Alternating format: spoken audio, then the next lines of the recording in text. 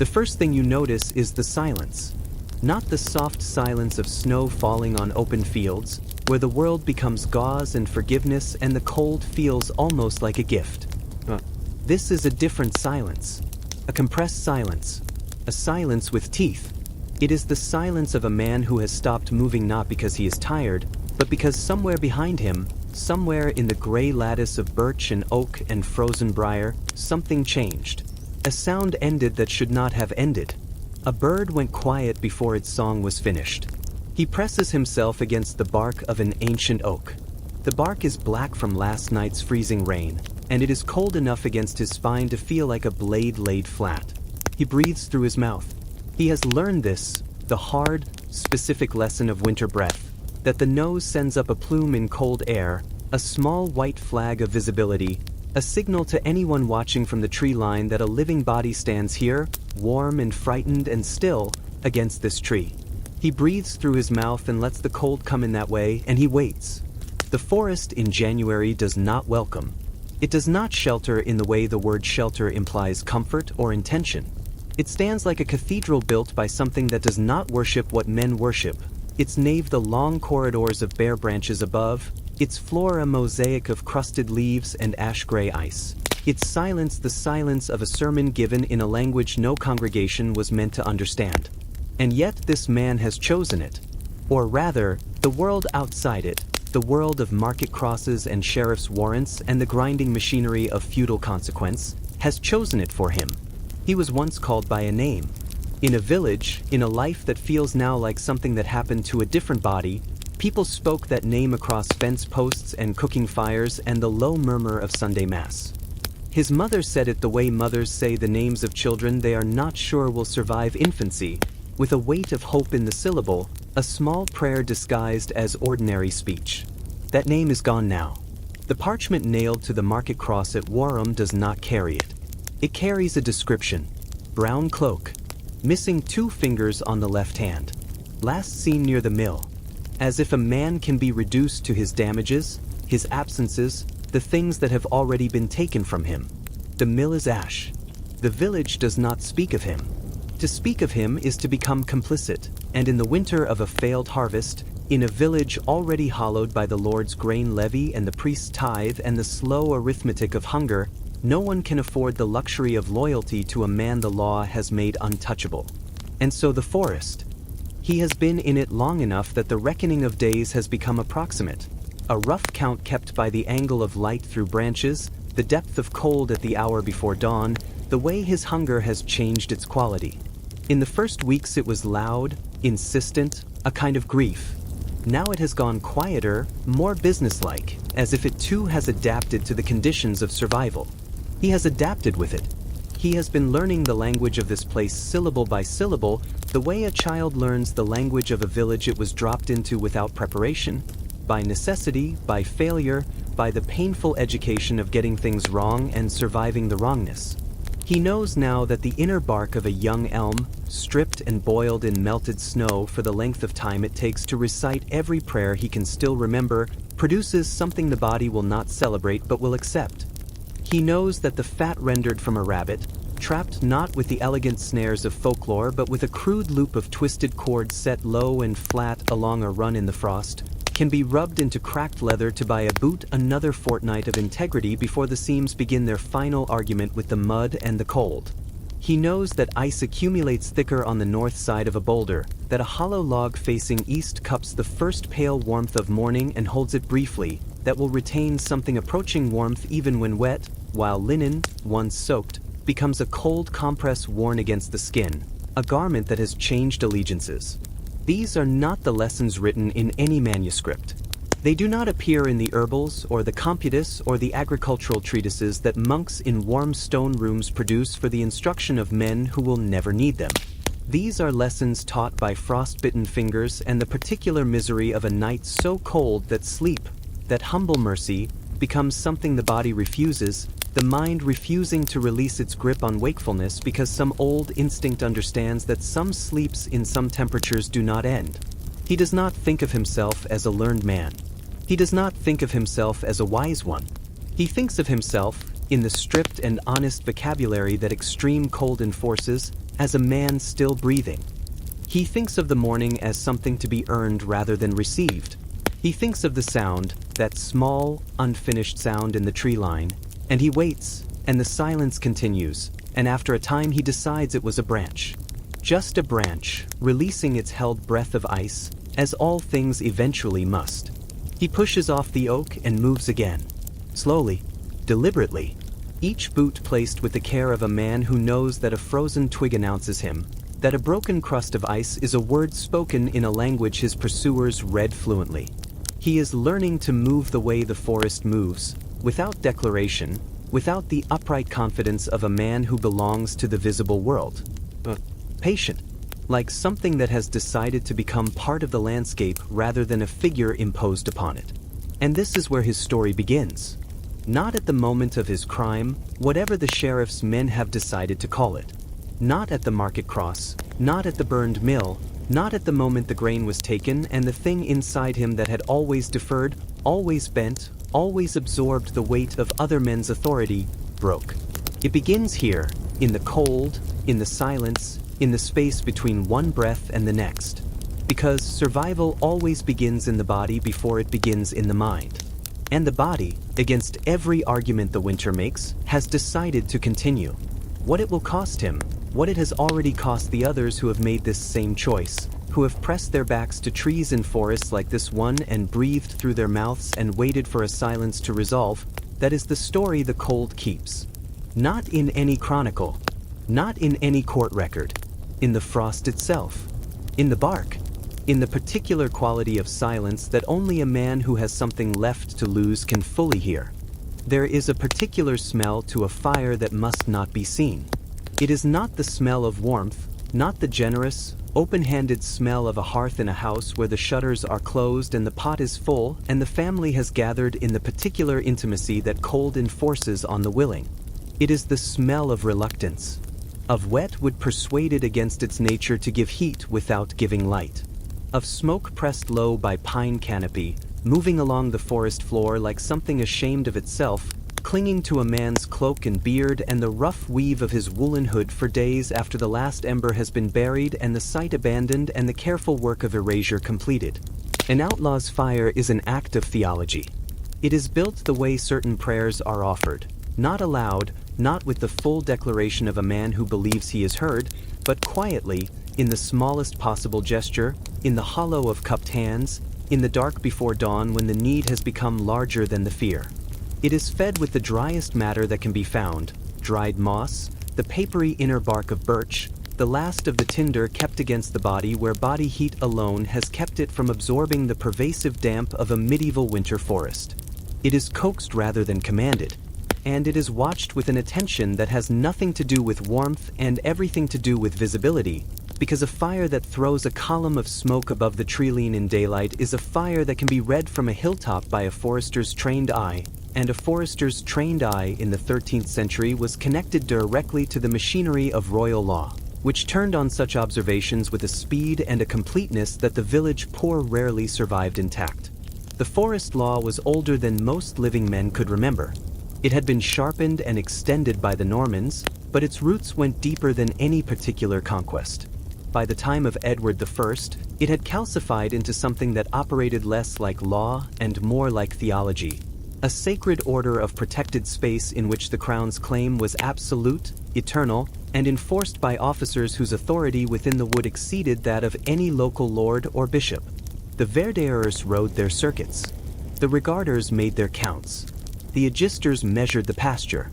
And above them all, the forest justices held their periodic airs in the market towns at the wood's edge, processing the accumulated violations of years into fines and mutilations and, for the worst offenders or the most unlucky, the short choreography of the public hanging. To take a single branch of the king's wood without warrant was a finable offense. To take a deer was to invite a reckoning that did not confine itself to the man who loosed the arrow. It spread outward like a stain, touching the village that had sheltered him, the family that had fed him, the priest who had not reported him. The forest law was, in this sense, a law designed not merely to protect the king's hunting but to maintain the precise social geography of fear that kept the dispossessed from organizing their dispossession into something more dangerous than hunger. And yet, the forest remained. It could not be taxed, because its inhabitants did not own it and therefore could not be assessed against it. It could not be reliably enclosed, because the medieval forest was not a park but a vast, irregular, semi-wild territory where the crown's practical authority thinned the deeper one moved into it. It could not be properly surveilled, because the men assigned to watch it were men like any other men, with cold hands and warm fires of their own to return to, and the forest in January defeated the ambitions of even the most diligent verdure by the simple method of being enormous and dark and indifferent to human schedules. It was, in the precise and terrible paradox that shaped every life lived within it, the most dangerous place and the only free one. The men scattered through it, and there were always men scattered through it, in every season of every reign, splinters of the social body that the machinery of law and land and failed harvest had broken off and not bothered to retrieve, learned this paradox in their bodies before they understood it in their minds.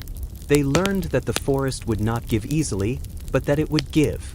That the giving required a kind of literacy that no lord had thought to tax, because no lord had imagined it could become a form of power.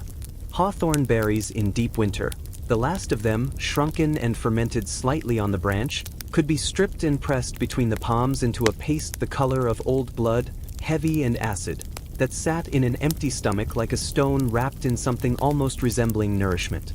The roots of cattail, dug with bare hands or a sharpened stick from the frozen margins of streams where the ice thinned and darkened near moving water, yielded a starchy interior that the body received with something approaching gratitude.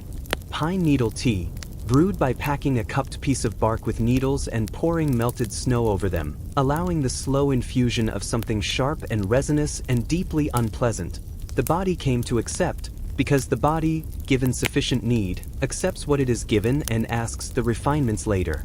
And the birch.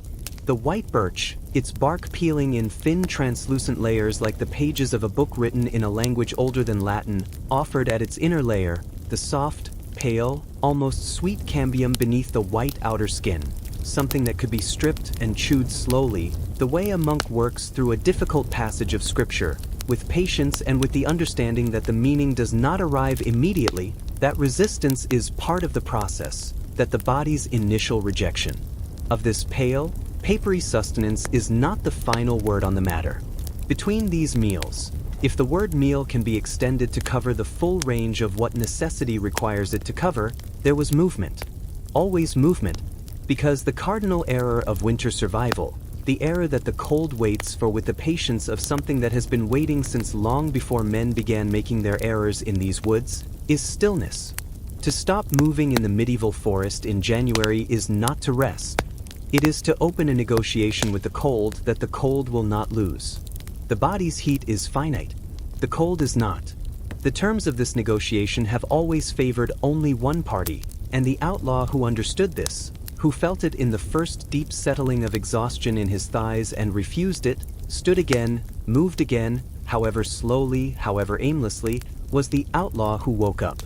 Movement, through the cathedral dark of the winter wood, through the frost and the silence and the pressed down smoke of a fire already buried and abandoned. And perhaps, somewhere ahead in the blue-gray distance between the trees, the faint and carefully unannounced warmth of another man who has survived the night, who has made his own reluctant fire, offered his own quiet prayer, and is now moving too. Toward what, neither of them yet knows. But the moving itself is an answer of a kind. The moving itself is the oldest human argument against the dark. She did not pack in haste.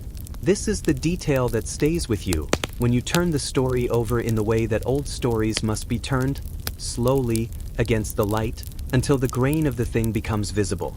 She did not flee. She did not scatter her belongings across the threshold in the particular panic that the word exile suggests. She packed with the deliberate quietness of a woman who understood that what she chose to carry would determine what she was capable of becoming, and she had spent enough of her life watching other women make this calculation. In childbirth, in bereavement, in the grinding daily arithmetic of survival under a feudal system that treated female knowledge as invisible precisely because it could not afford to see it, that she made it without hesitation. The salted pork, wrapped in undyed cloth and tied with cord. The spindle, and this is not a sentimental choice, not the clinging of a frightened girl to a domestic object. The spindle is tool and income and the physical record of a skill that could purchase goodwill, a night's shelter, a meal's worth of trust from a categour's wife who asked no questions provided the work was honest. The small cross of applewood, its surface worn to a particular smoothness by 40 years of her grandmother's thumb, by the specific texture of prayer repeated so many thousands of times that the wood itself has absorbed something of the intention. She holds it once before she places it in the fold of her cloak, not in the manner of someone seeking comfort, but in the manner of someone taking inventory. Then she closes the door of the house, her mother's house, her grandmother's house, the house that is no longer hers to close, and walks toward the tree line without looking back. Not because she feels nothing, but because she knows that the looking back is a luxury that belongs to people who are leaving by choice. The village of Eames sits at the edge of the Derbyshire moorland where the stone breaks through the hillside in long grey shelves, and the wind in November has a quality that feels personal, directional, as if it has selected you specifically for its attention. She had walked this edge her whole life.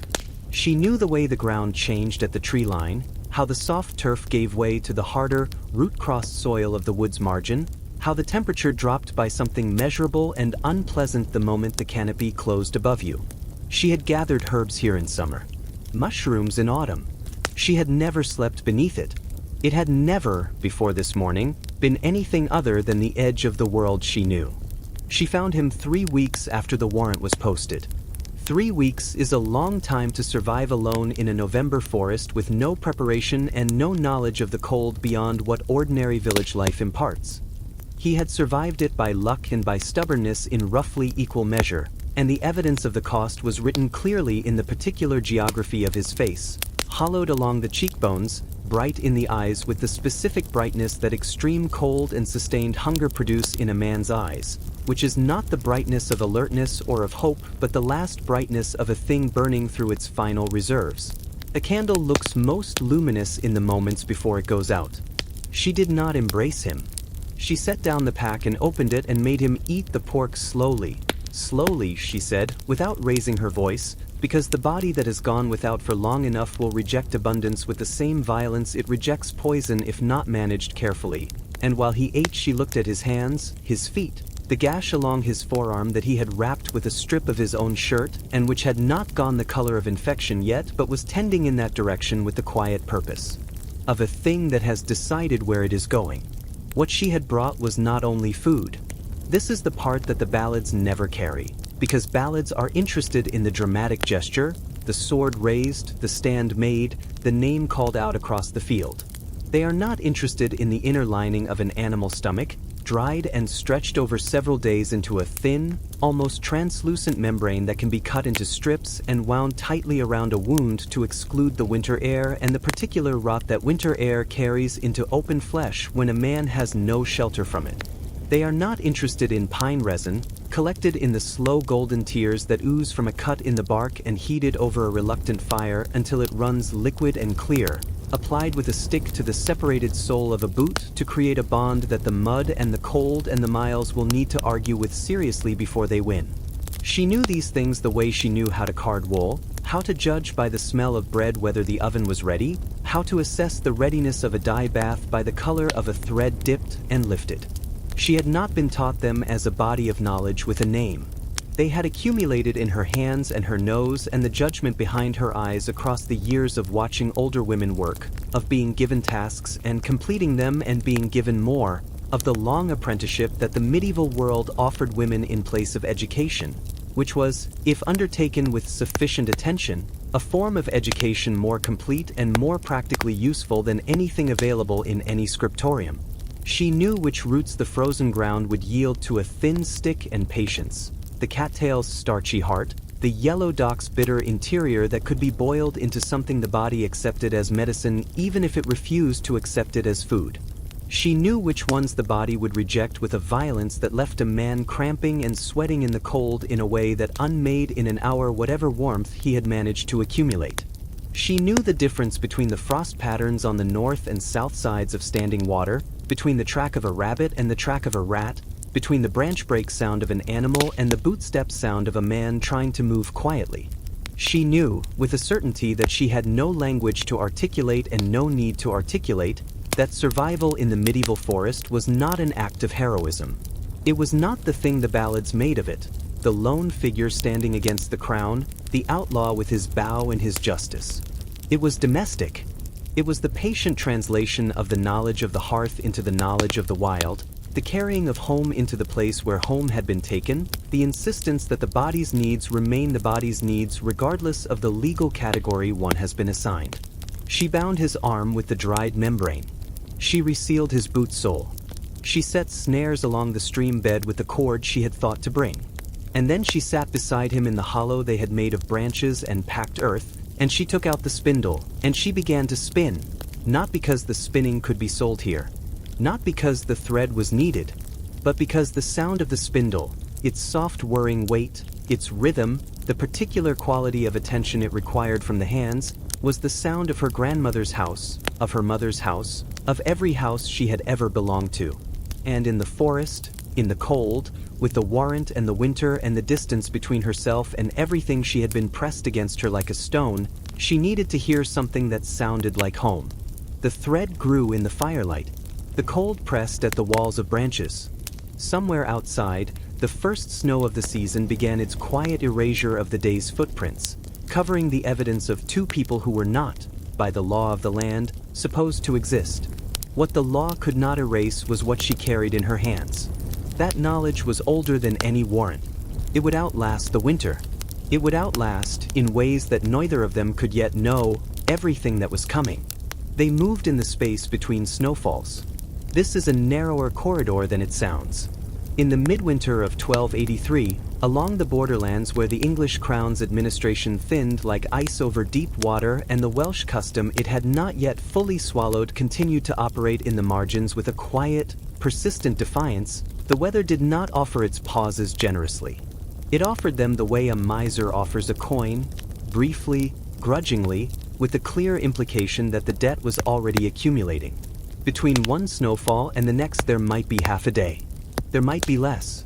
And in that half a day, 6 men had to cover ground that would leave no readable autobiography in the snow, find the next position before the sky made its intentions known again, and do all of this while carrying everything they owned and eating almost nothing and maintaining, against the compound pressure of cold and hunger and the specific psychological weight of being wanted men in a landscape that seemed to want nothing more than to hand them over to whatever authority could be found, something that functioned well enough as resolve.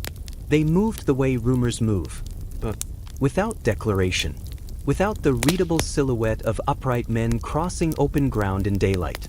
They used the tree line's shadow, the stream bed's hidden corridor, the collapsed bank of an ancient earthwork whose purpose no living man remembered but whose geometry still offered, 12 centuries after whoever built it had gone to their own cold ground, a trench deep enough to move through unseen. They crossed open fields only when the cloud cover was total, only when the wind was moving and could be trusted to shift the surface snow behind them, only when the distance was short enough that 6 men at a low run could eat it up before the landscape's memory of them hardened into evidence. Their leader was not what the ballads would have made of him. He was not a dispossessed knight, not a lord's younger son whose inheritance had been stolen by a jealous brother, not any of the romantic archetypes that the later songmakers would reach for when they tried to make the outlaw life into something a hall full of comfortable people could admire from a safe distance. He was a tanner. His name was likely something plain, a one-syllable English name of the kind that appears in manor rolls and tax records and court documents without flourish, without the particle that marks gentle birth. His hands were permanently stained in the layered colors of his trade, the deep brown of oak bark tannin, the gray-yellow of the urine that the tanning process required in quantities that made the tannery the most universally unpopular structure in any medieval settlement, the pale waxy residue of tallow rendered and worked into hides to finish them. No winter scrubbed these colors away. They were in the skin now, in the creases of the knuckles, in the whorls of the fingertips. They were the document of a life, written in a language that anyone who knew the trade could read at a glance. He had run from a debt. The law called it theft. He called it the difference between his children eating and not eating, and the distinction between these two descriptions, which felt to him as vast as the distance between mercy and its absence, was not one that the Eyre Court at the county town had entertained with any visible sympathy before it returned its verdict, and he understood, with the particular clarity that legal jeopardy produces in a man who has never before had reason to be clear about such things, that he would not be returning home. What made him worth following? And this is not a small question, because men in extremity do not follow other men out of sentiment or habit, they follow whoever demonstrates the competence that the situation demands, was not courage in any theatrical sense. It was not charisma. It was the ability to look at a piece of landscape and read in it what the landscape was willing to offer before he asked. The hollow at the base of the collapsed hillside had been, at some point in the recent past, a den. The bones of what had occupied it, something medium-sized, something with a jaw that left specific marks on the larger bones before it had itself become bones, lay scattered across the floor of dead bracken in a pattern that spoke of settled occupation rather than single-night refuge. The hollow faced south-southeast. Its overhang was stone, not timber, which meant it would not shift under the weight of snowfall. Its floor was packed earth over gravel, which drained, which meant the cold that rose through it would be the cold of insulated ground rather than the cold of standing water. The tanner saw all of this in a single slow circuit of the sight, the way a craftsman surveys a piece of hide for the cut that wastes nothing. He set them to work with the quiet authority of a man who has thought further ahead than the people around him and knows it without needing to say so. Bracken from the slopes above, dead but dry beneath the surface frost, carried in armloads and layered on the floor to a depth of a hand's width, then a second hand's width, because a man sleeping on inadequate insulation from frozen ground loses his heat through the floor faster than through any wind. Branches cut from the nearest stand of young hazel. Hazel bends without splitting. Hazel can be woven. Hazel is the craftsman's wood, the wood that medieval people reached for when they needed something that would cooperate, bent and lashed into a low arch over the hollow's opening and packed with more bracken and with the long, dense, winter-stubborn moss that grew in thick pelts along the north faces of the stones. Gaps sealed with more moss, pressed in with the heel of the hand until the structure breathed only where it was intended to breathe, at the single low opening, which faced away from the prevailing wind, which was low. Enough that a man entering it had to go down onto his hands and knees, a posture that also served as the opening's first line of defense against the cold, since cold air at floor level entering a low tunnel warms fractionally before it reaches the chamber. 6 men in a space too small to stand in are 6 small furnaces in a room with no chimney. This is arithmetic of the most direct kind, and the medieval body, which had no interest in poetry and a consuming interest in not dying, understood it intuitively. The heat that 6 living men produce in an enclosed space is not comfortable heat.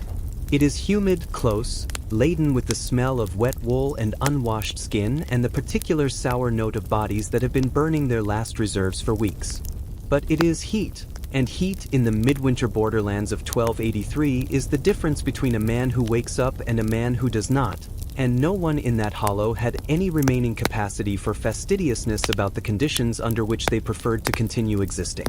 They ate the tanner's mushrooms. He had gathered them in autumn, in the weeks before everything collapsed. Field mushrooms, dried slowly over the low heat of the tannery's own warmth, stored in a cloth bag that had spent every night since then pressed against his skin beneath his shirt, kept from freezing solid by the last reliable heat available to a man who owns nothing but himself.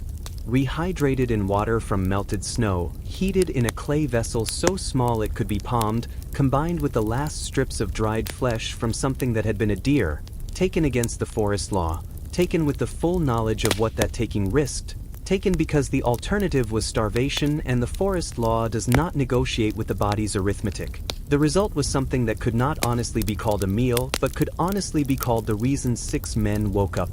Following morning, they lay in the dark and the warmth of one another, and outside the snow began again, covering the hollow, covering the hillside, covering the borderland in the patient impartial white that winter uses to remind men that the landscape does not take sides. Inside, one of them coughed. Then another. The cough moved through the group the way cold moves through a settlement, person to person, unavoidable, carrying with it the reminder that the body has its own timeline, its own emergencies, its own agenda that does not always align with the agenda of survival.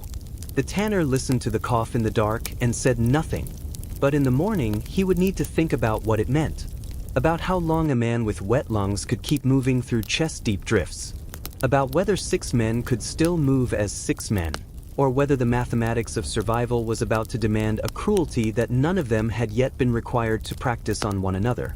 The snow fell. The hollow held. For one more night it was enough.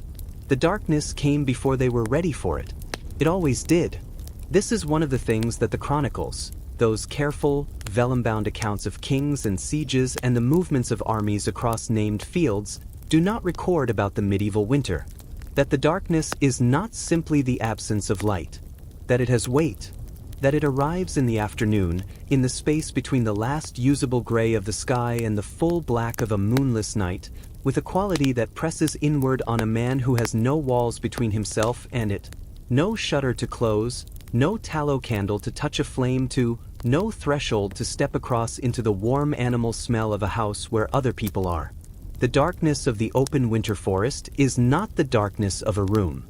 It is the darkness of being very small inside something very large that has no particular interest in your continued existence.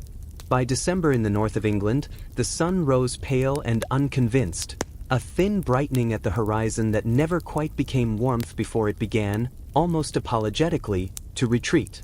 The working day in a village was already short in winter, compressed between the two darknesses into a few hours of gray, industrious light. For a man in the forest, without the village's small fires and shared walls and the social architecture that converts individual cold into collective warmth, those hours were everything. What could not be accomplished in the pale window of usable light, the foraging, the snare checking, the gathering of fuel, the assessment and repair of shelter, would not be accomplished at all. Because after the light went, the darkness arrived, and the darkness changed the terms. It changed them not only practically but psychologically. And this is the dimension of winter survival that no chronicle bothered to record because no chronicle was interested in the interior life of a man crouching in a hollowed hillside with nothing between him and February. But it is present, threaded through the folk records, audible in the ballads, visible in the strange and persistent luminosity that clings to the mythology of the forest outlaw across every century that retells him. Robin Hood glows. He is always, in every version, somehow lit from within, merry in the greenwood, bright-eyed, generative of warmth and laughter and the specific kind of hope that presents itself as confidence. This is not hagiography. It is not the storytellers making a saint of a poacher. It is the stories remembering, in the way that stories remember things the formal record refuses to hold, that light in the medieval winter was not a comfort. It was a form of power. And to carry it, to be the one in the hollow who had fire and controlled it and knew its cost and kept it burning anyway, was to hold something that the darkness could not easily argue down. The instrument of this power was humble to the point of invisibility. A horn lantern. Not the great iron cressets that burned in the halls of lords, not the beeswax candles of the monastery church whose light fell on gilded pages and the bowed heads of men who had chosen warmth and God over the alternatives. A horn lantern, a wooden or iron frame the size of 2 cupped hands, its sides made from panels of animal horn, cattle horn, most often, soaked and softened and pressed flat and scraped to a translucency that let the flame inside breathe and glow without releasing the wide, traveling, immediately visible light of an open flame. The kind of light that could be seen from a hilltop. The kind of light that said, to anyone watching the tree line at dusk, that a living body was present in the wood with something to hide and something to protect. The horn lantern said none of this. Its light was intimate, directed, a small amber radius that extended no further than a man needed to see his own hands and the hands of the person beside him.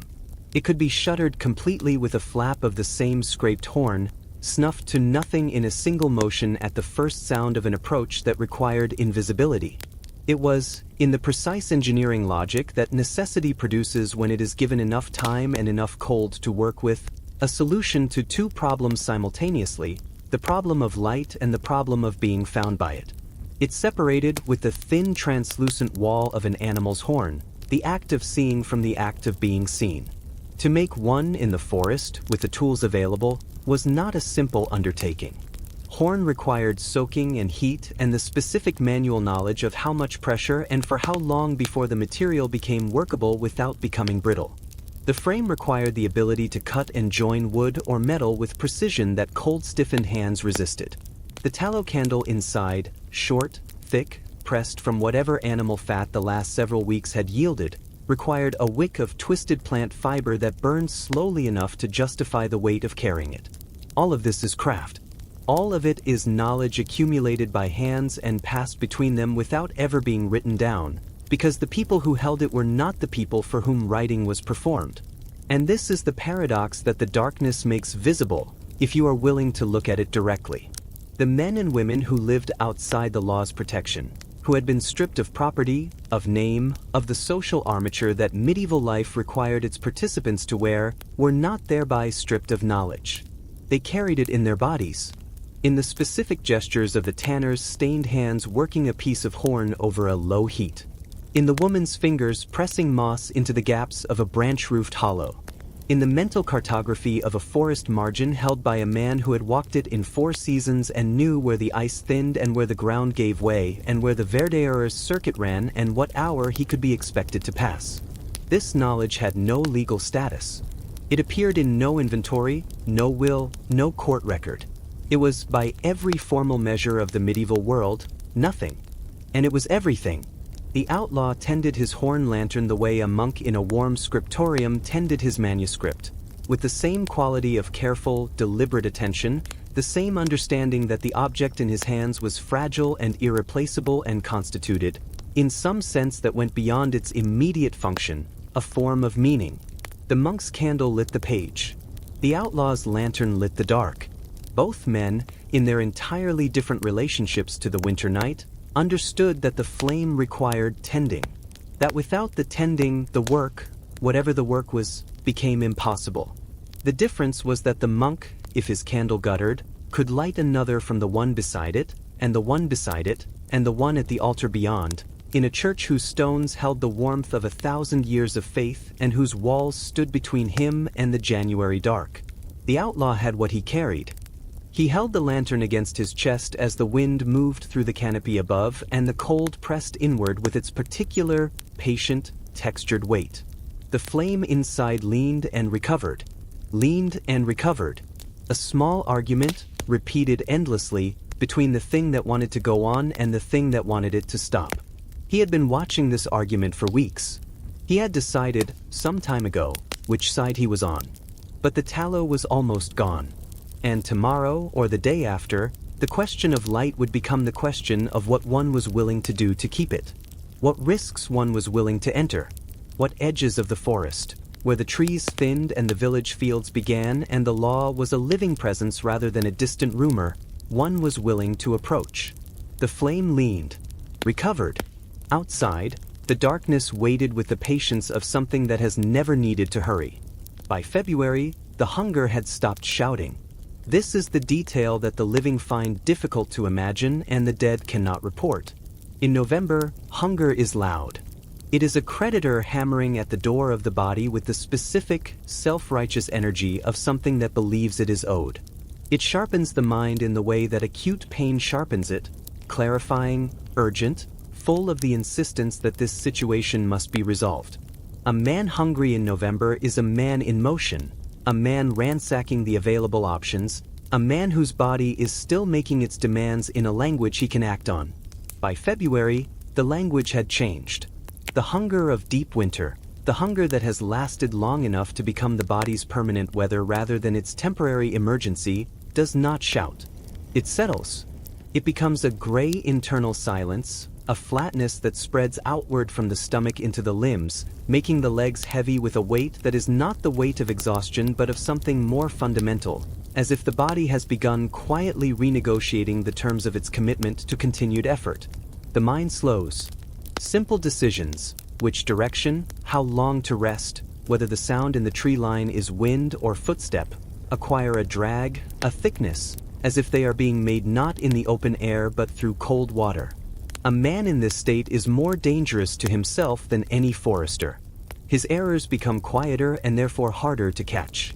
He sits down to rest for a moment, and the moment extends because the body, which has been arguing against everything for 3 months, has temporarily lost the thread of its own argument. The outlaws who survived to February were not, in any simple sense, the strongest. Strength had been one of the first currencies the winter spent. They were not necessarily the most cunning, because cunning requires a quality of mental quickness that the slow gray hunger erodes with patient consistency.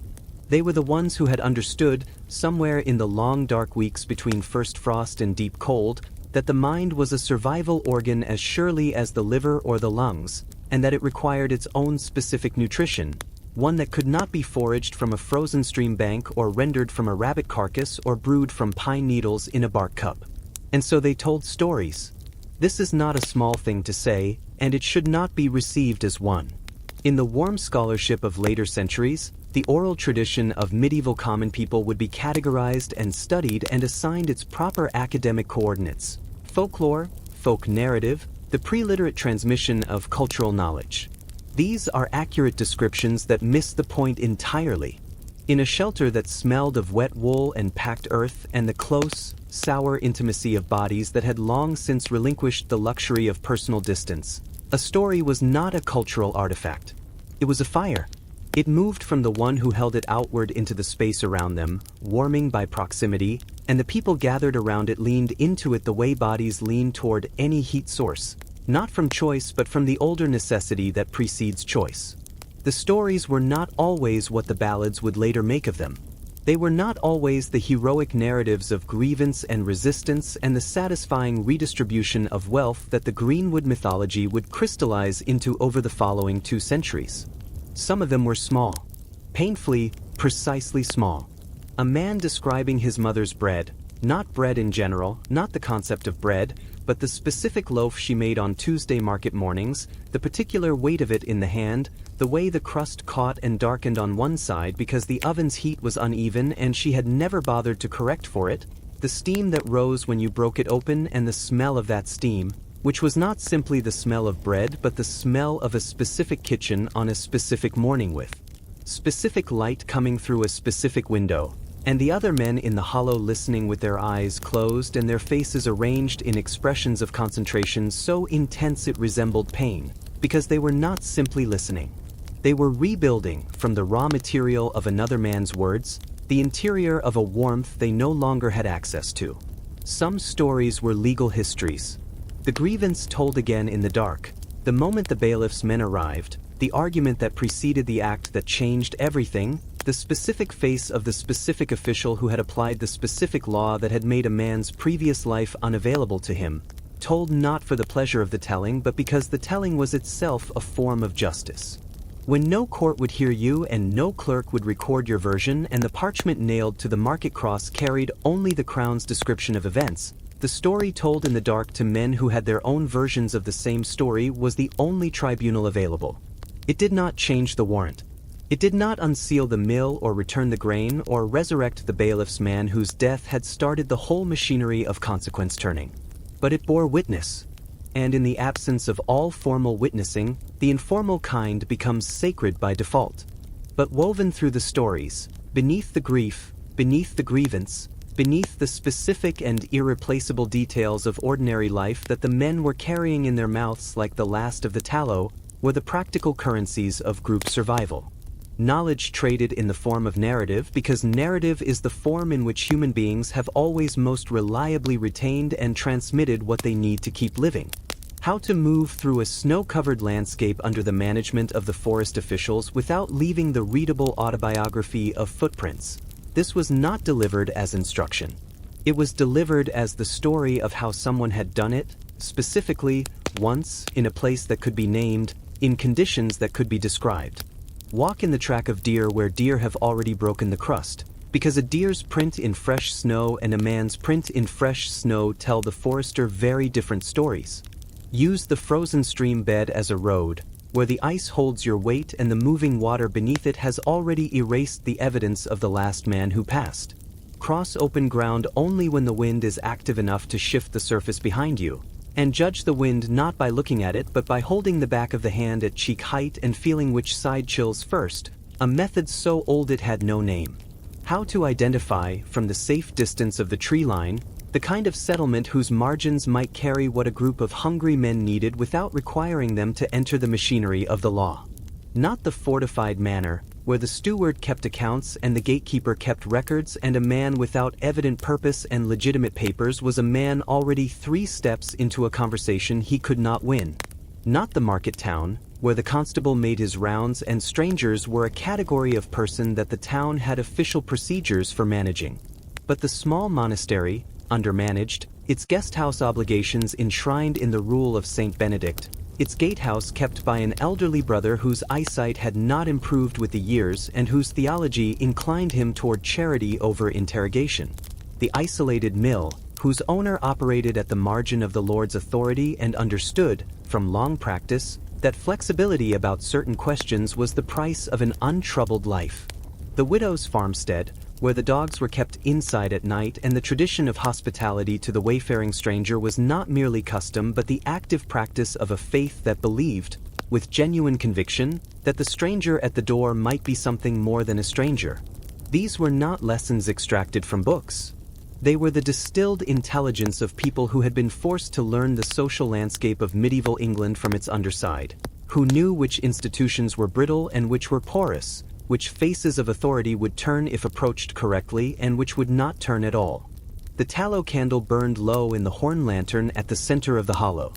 The men arranged around it in the close dark were not the romantic outlaws of the later ballads, not merry, not defiant, not glowing with the easy warmth of men who have chosen freedom over comfort.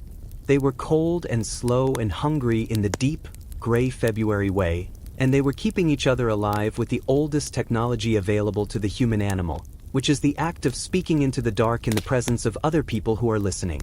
One man finished his story. A silence followed it, not the hostile silence of the forest, not the compressed silence of concealment, but the receptive silence of people who have received something they needed and are holding it for a moment before the cold reasserts itself. Then another man began. His story started at a place they all knew, the edge of a field, the beginning of a tree line, the moment just before everything changed. It started where they all started, in the last moment of ordinary life, in the last instant before the door closed and the forest became the only available country.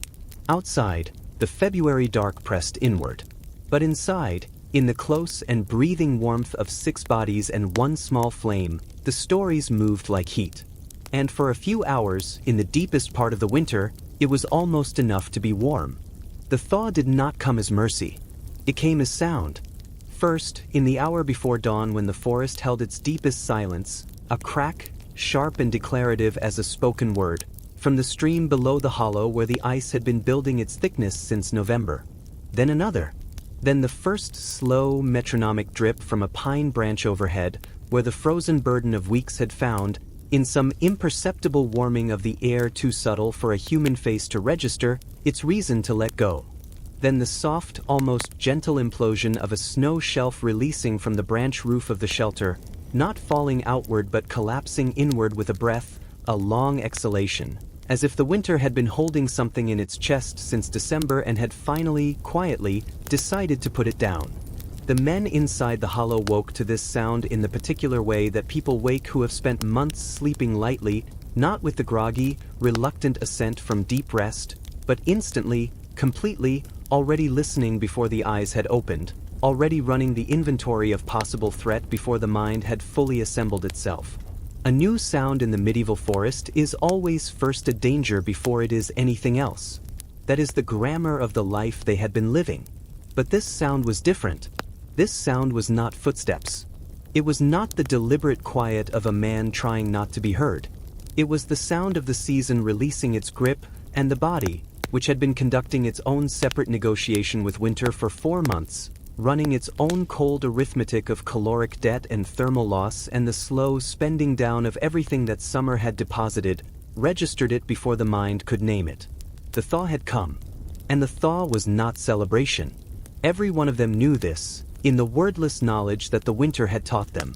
They lay still in the dissolving dark and listened to the forest announce its seasonal change, and none of them smiled, because men who have survived the thing that winter does to a person who is living outside the protection of walls and law have learned to receive all developments with the same watchful, provisional attention. Good fortune and catastrophe arrive in the forest through the same door, and the man who does not maintain his vigilance at the moment of apparent relief is the man who discovers too late that relief was the door the catastrophe used. Spring in the medieval world meant movement.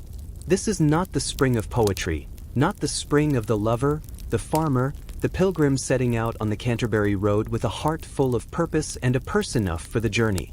For an outlaw, spring meant the end of the season's one accidental protection. It meant the roads thawing into passability. It meant the verdeurs rising from their winter fires and remembering the circuits they had postponed, the tallies they had not completed, the areas of forest they had not ridden since November because no horse and no man assigned to a horse chose to pursue anyone into deep snow for a fee that did not justify the frozen feet.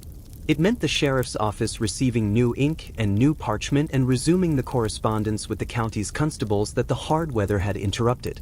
It meant the world reassembling its mechanisms of consequence and beginning, with the returning energy of longer days, to apply them. The forest's protection had always been seasonal. This was known.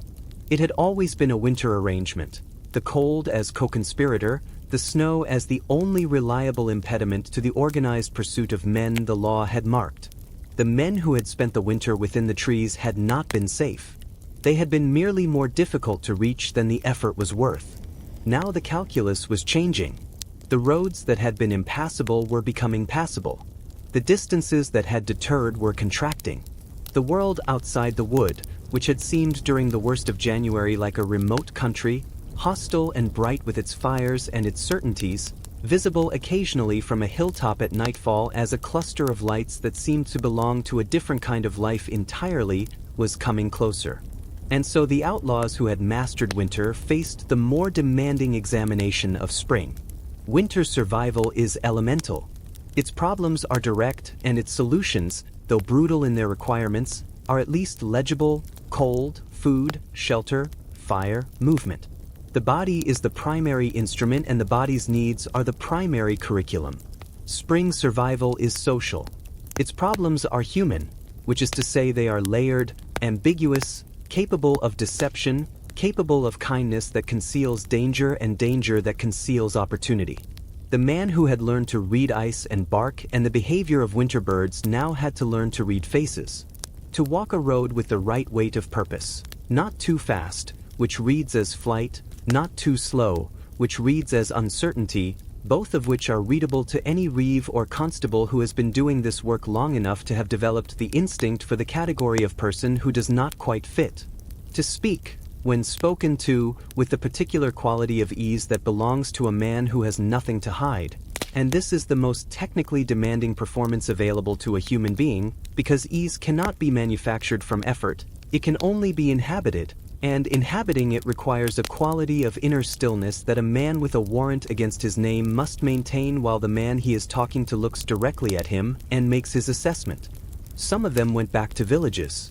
Not their own villages, that door was closed, would likely remain closed until the warrant aged out of active circulation or the official who had issued it died or moved on to other priorities, which could take years or could take the rest of a man's life. But to other villages at sufficient distance, where the particular combination of name and description and missing fingers or distinctive gait had not yet arrived. They arrived as men who had been working a distant harvest, a distant fishery, a long engagement at a lord's construction project in a county whose name they had researched carefully enough to be able to locate on a mental map. Their stories had been prepared in the hollow, around the small fires, in the long February nights when the storytelling served double duty as practice for exactly this: the performance of an ordinary past to an audience that had not witnessed it. The accents shifted, slightly, in the way that accents shift in people who have spent months in close company with men from other regions, absorbed unconsciously or semi-consciously with the understanding that an accent is a document, and the document should not contradict the story. The names changed, in the way that names were changed throughout the medieval world by the simple mechanism of not correcting a misapprehension. a man called Edmund who did not object to being called. William became, over time and in the absence of anyone to contradict it, William. Identity in the medieval world was, for common people, largely a matter of social consensus rather than recorded fact, and social consensus could be guided. Others moved north or west, into the borderland territories where the legal infrastructure was thinner, the warrant network slower, and a skilled pair of hands, at tanning, at the rough early stages of ironwork, at the milling of grain in a small operation that asked no questions of a man willing to work the night shifts, could buy a season's worth of anonymity before the next calculation became necessary. But all of them carried it forward. The thing that the winter had given them in exchange for everything it had taken. The knowledge of the cold. The specific, embodied, wordless intelligence of what the body can endure when endurance is the only available response, and how to negotiate with it, what to ask of it and when, what to protect and what to spend, how to make the difference between fatal and merely unbearable into a gap wide enough to survive through. This was not the knowledge of scholars or of lords. It had no Latin name, no place in any curriculum, no value in any formal market. It could not be taxed. It could not be confiscated. It was in the hands and the skin and the decisions made in fractions of a moment by a body that had learned, through the longest and most unforgiving teacher available, what it was capable of. They walked out of the forest in the first week of March, one by one or in pairs, into the mud and the gray light and the returning sounds of a world resuming its ordinary business. They carried nothing that would identify them, nothing that would give the law a purchase, only the knowledge.